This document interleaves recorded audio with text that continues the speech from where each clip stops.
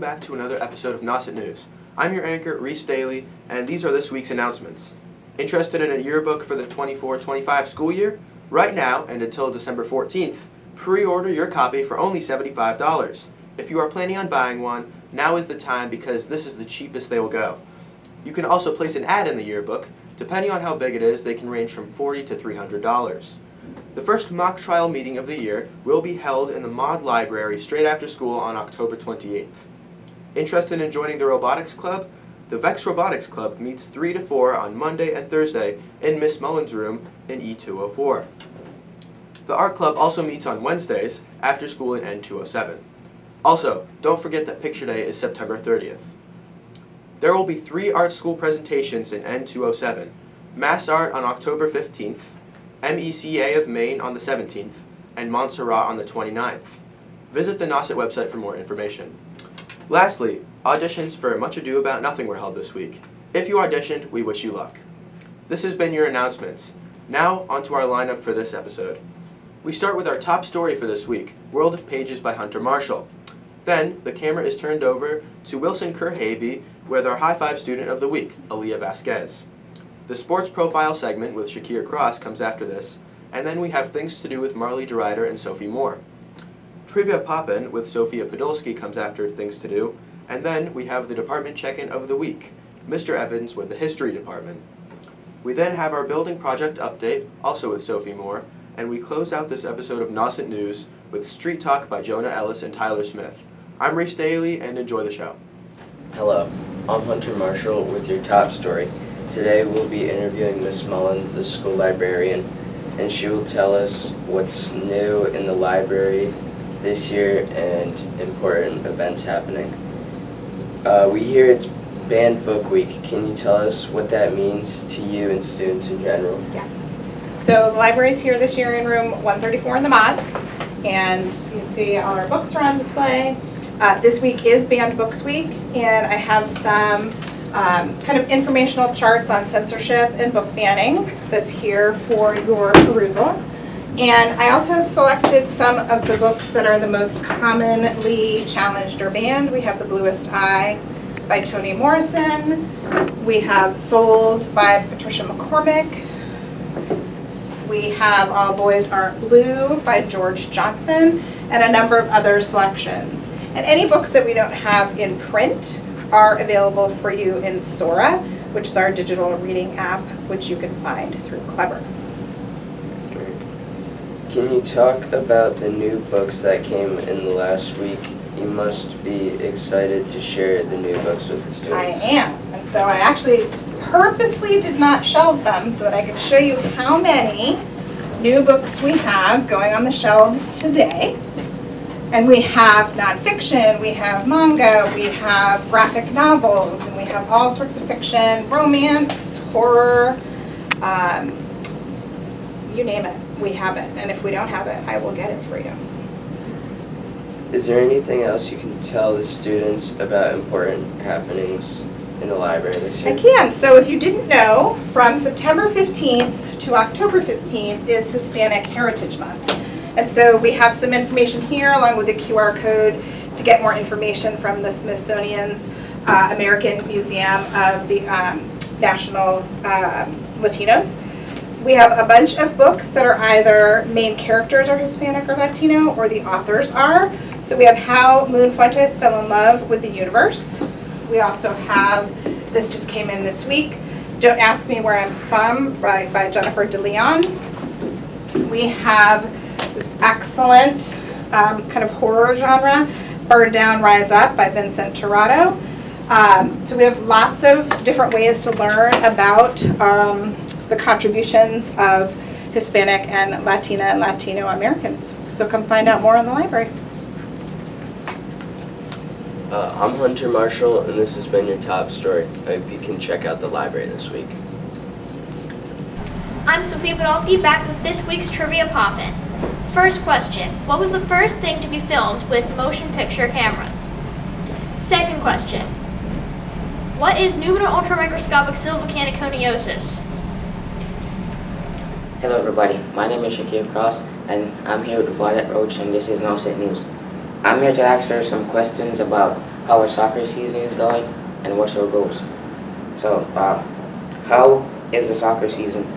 It's pretty good. We have a good group of girls this year. Pretty solid.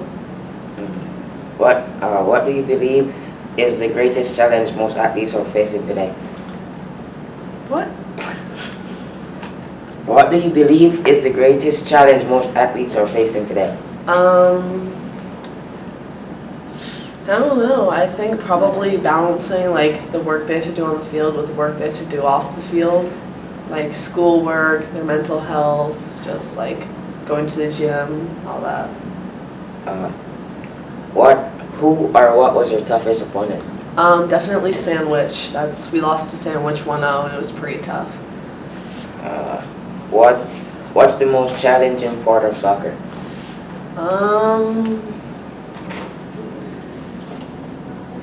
I'd say probably the start of each game. That's been like our main struggle, starting as hard as we finish. So yeah. Have you ever been a captain for any soccer team? I am captain this year, my junior year. Okay. This is Shakir Cross, and this is Nauset News. Hi, this is Marlene Sophie here with Principal Clark, and he's going to be talking about what he likes most about the new building. Well, thank you. What I like most about the building thus far is this new open cafeteria. As you can see behind me, reclaimed wood from the exterior of the old campus has made that accent wall.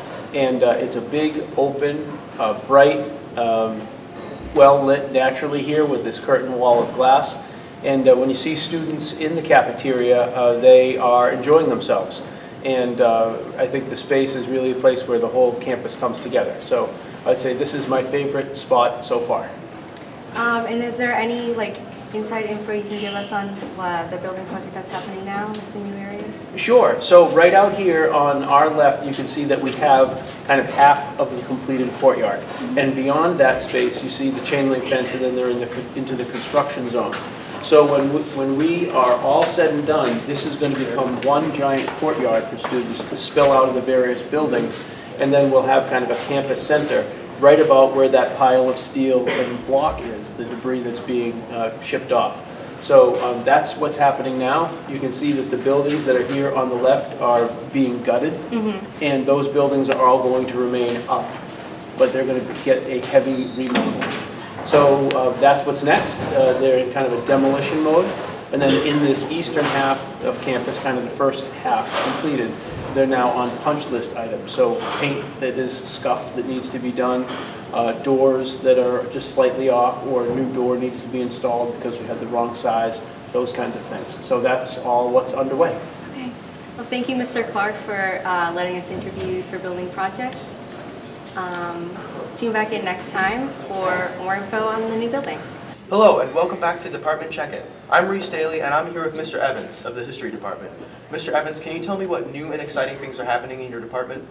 Thank you very much. Yes, we have some, just starting out a new project today based on maximizing potential under the principal's guidance, and trying to maximize potential not just for students but also for teachers as well. We're students of learning, and so what we're going to do, I call it the teacher lab. And so what we're going to be doing is sort of brainstorming common problems that teachers may face. So for example, we're focusing on student engagement. How do we get students engaged, and how do we allow for the teachers to be the guide on the side rather than the sage on the stage type of thing. So we're hoping that this becomes a paradigm for other departments as well. And so the teacher lab we're doing today at the department meeting, I'll be the model of the subject, just to be an example of how to do it. And so we'll have, I'm going to ask teachers to give me brainstorm some ideas for summarizers and mind activators. So how we can get things going, get the students going in a way that get their minds activated for the day, or to reinforce what happens at the end. And so the summary. And so we're hoping, so what will happen is the students will then, the teachers will then talk with one another about what they do, and then they will make recommendations to me. And then I will try those recommendations over the next month. And I'm also planning on having someone else come in as well, filming them and then putting it on a Google class that is dedicated to my department. It's called the Teacher Lab. And people can see how they worked out. And then at the next Teacher Lab, next month, I'll go over showing what worked, what didn't, and then have someone else do it as well. So very, very excited about the possibilities of maximizing potential for that. And it's a good time to start that as we get going toward the new school and ready for liftoff. Well, it sounds like it's going to be very helpful. Yes. So, what can you tell us about Mr. Clark's Teacher of Excellence Award? Well, no one is better qualified than Mr. Clark. He's been my mentor since the first day I've been here. He's been a Teacher of the Year. His students absolutely adore him and they trust him as a mentor and someone that can really teach them and make college easy. And that's what all of our goal is to make college easy, which isn't an easy task, but his students buy into everything that he does.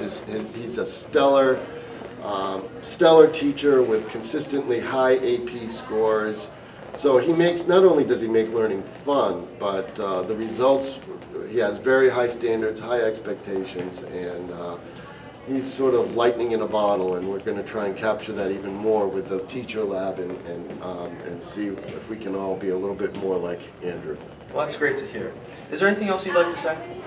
Other than it's an honor to be a teacher here. I've been here for over 20 years, and I believe that when you do something you love, you never work a day in your life, and I believe that the teachers in my department anyway feel very similar in that this is something that we can do and go forward. But it's an honor to be in a position to teach the youth and to form the minds of tomorrow. Absolutely. Thank you very much. Thank you. Thank you. This has been Department Check-In. I am Wilson Kerhavi, and I'm here with Alyia Vasquez in today's High Five Student of the Week. So Alyia, over the course of the 4 years in high school, you've accomplished many of your goals. You've done a lot of clubs specifically. So would you like to give any highlights on any of those clubs in particular? One of my favorite groups is National Honor Society, which I'm the president of, and I really like doing that, and it's a lot of fun, and it's a great experience. I'm also in book club and debate club, which are super fun and super cool. And I'm vice president of book club as well. And right now we're reading a Sherlock Holmes book, so everybody should come join because it's really cool. That's amazing. And do you have any advice, or would you have anything to say to the underclassmen, maybe who would if you want them to join, maybe? Would that be something you recommend? Yeah, I would totally recommend any of those groups. National Honor Society, you can't join until you're a junior, but I would recommend everybody to apply when they get the email for that because it's a really great thing to have on your resume, and it's a lot of fun to be a part of. For book club and debate club, people can just totally come to those all the time, so I would totally recommend that people do that. Would you like to try to do something of a similar club or activity in maybe college, or would this fit into your field of study when you go to college? When I go to college, I want to study science, so I don't know if any of those would directly fit in, but having leadership experience and organization within those clubs is definitely something that I think I'll continue on. And is there any other advice you'd like to give to maybe underclassmen about just clubs in general, or how to stay organized? Because I know that might be a lot on your schedule and a lot on your plate, being both president and vice president of different clubs. Yeah. I would tell underclassmen to just definitely make sure they get involved right away. I feel like when I was younger, I didn't do as many clubs, and that's something that I regret. I feel like it's a lot of fun, and these clubs are always looking for more freshmen and sophomores to be in the clubs with them to carry it on after everyone else graduates. So just try to get involved as much as you can. Okay, nice. Is there anything else you'd like to just say? Any comments or highlights? Signing up. Well, there you have it. I'm Wilson Kerhavi, and this has been High Five Student of the Week with Alyia Vasquez. High five. Hi, I'm Marley DeRider here with Sophie Moore. And this is Things to Do. Firstly, activities. If music and poetry is something that interests you, head down to Chatham on September 26th, where there will be words and music with 3 poets and a songwriter. This event will be held at the Center for Spiritual Journey and is hosting 4 different people. There will be Jeanette de Beauvoir, a historical novelist and award-winning poet, Steve Kusisto, an award-winning poet, memoirist, and Blind Since Birth, Robert Carr, another award-winning poet, and lastly Paul Kehoe, a longtime singer and songwriter and a former second-grade teacher. Next, there will be an Oktoberfest on Mashpee Village Green on October 5th. This is a family-friendly event that will have over 50 arts and crafts booths, food trucks, live entertainment, and more. Admission is free, and the festival is held from 10 a.m. to 4 p.m., so check it out. Now, on to movies. First, I'll be talking about Apartment 7A. Apartment 7A is a psychological horror movie that releases this Friday on the 27th. This movie follows Terry Giannoffro, who dreams of fame and fortune in New York City, but after suffering an injury, an older wealthy couple welcomes her into their home in Bramford. When she receives another offer at fame, it seems that all her dreams are coming true. However, disturbing circumstances soon have her second-guessing the sacrifices she's willing to make for her career, as she realizes something evil is not only living in Apartment 7A, but in Bramford itself. Next, I'll be talking about Monster Summer. Monster Summer is another horror movie that comes out on October 4th, and it tells the story of Noah and his friends who have their summer fun interrupted by a mysterious force. This leads them to team up with a retired police detective so they can save their island. Lastly, I'll be talking about Heretic. This is another psychological horror film coming out later this year on November 8th. Heretic follows the story of 2 young missionaries who find themselves trapped in the home of Mr. Reed after knocking on his door. The young women must turn to their faith to stay alive. This has been Things to Do. Thanks for watching. I'm Sophia Podolsky, back with the answers to this week's Trivia Poppin'. The oldest surviving film we have is the Roundhay Garden scene, filmed in 1888 by Louis Le Prince. The scene is 2 seconds long and depicts a group of people dancing around in a circle. Pneumono-ultramicroscopic pseudovolcaniconiosis is a term used to describe a lung disease caused by inhaling extremely fine dust or ash. The word is one of the longest in the dictionary, 45 letters long. Scientists usually save themselves the trouble of having to spell out or pronounce the word and simply refer to the condition as silicosis, because it's basically the same thing. I'm Sophia Podolsky, and this has been this week's Trivia Poppin'. See you next week.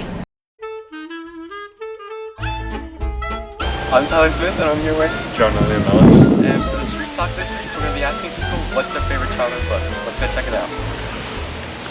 I'm with Sebastian. Sebastian, what's your favorite childhood book? My favorite childhood book was like Dogman or like Captain Underpants. One of the Dave Pilkey comics. Those were like really cool. And why is that? Yeah. Why is that? That's because like they were like really entertaining as like an elementary school kid. Especially like Dogman, like all those like stories were like interesting at the time because you know like kids at the time they like comics and I was one of those guys. Yeah. You know? And Diary of a Wimpy Kid. Thank you. So yeah, you're welcome. I'm here with Hunter Marshall. What's your favorite childhood book when you were a kid? I'd have to say my favorite book as a kid was Green Eggs and Ham. Why do you like it so much? Because it's pretty good. I'm here with Miss Amy Kindell. What's your favorite childhood book? Well, Dr. Seuss is a big influence for me as an artist, and I think if I had to choose one of his books, there are so many, it would be the story about the star belly sneetches. Why is that? It's a story about envy and greed and what it feels like to be excluded, and I think everybody can relate to those things. The star belly sneetches are like, they hang out together and they have stars on theirs, and those that don't have stars on theirs are left out in the cold, and then somebody comes and makes a machine that can put a star on you, and then everybody's going through the machine to get stars, and then the people who originally have stars don't want their stars anymore because they want to, and then eventually they're just going through the machine getting stars on and stars off, and somebody's going home with all the cash. That's pretty interesting, thank you. Yeah. I'm here with Caroline. What's your favorite book when you were a child? My favorite book is Don't Let the Pigeon Drive the Bus. Why do you like it so much? Because it's a good book. Okay, thank you very much. Have a good day. I'm here with Maddie. Maddie, what's your favorite childhood book? I'd have to say Dr. Seuss and The Places You'll Go. That's a really good one. Why is that? I think it just has a really good message. And I really like the graphics. I think it's a really good book. Thank you. I'm here with Marley and Sophie. What were your favorite books as children? My favorite book growing up was probably Warrior Cats. Mine was probably Diary of a Wimpy Kid. What do you guys like so much about them? Well, basically, those book series like went on forever, so it kind of was like always something more to read, and I just really liked it. I don't really know what I liked about it. It just kind of was something that everybody read, so I guess it was something I had in common. I don't really know. Okay. Well, thank you very much. Have a good day. Thank you. I'm here with Mrs. LaBranch. Miss LaBranch, what's your favorite childhood book? My favorite childhood book is 10 Minutes Till Bedtime. Why is that? The artwork is great. It's a fun book to read, especially to kids. Thank you. You're welcome. I'm here with Mr. Simpson. What is your favorite book when you were a child? My favorite childhood book was My Side of the Mountain. I forget the author's name, but it was a good one. Why do you like it so much? It was about a kid that ran away and lived in the woods. Sounded like a good time. Abby, what's your favorite childhood book? Probably Geronimo Stilton, you know, like that mouse book. Will Stewart? No, I don't know what that is. I don't think. Okay, well, thank you. I'm here with Olivia. What was your favorite book when you were a child?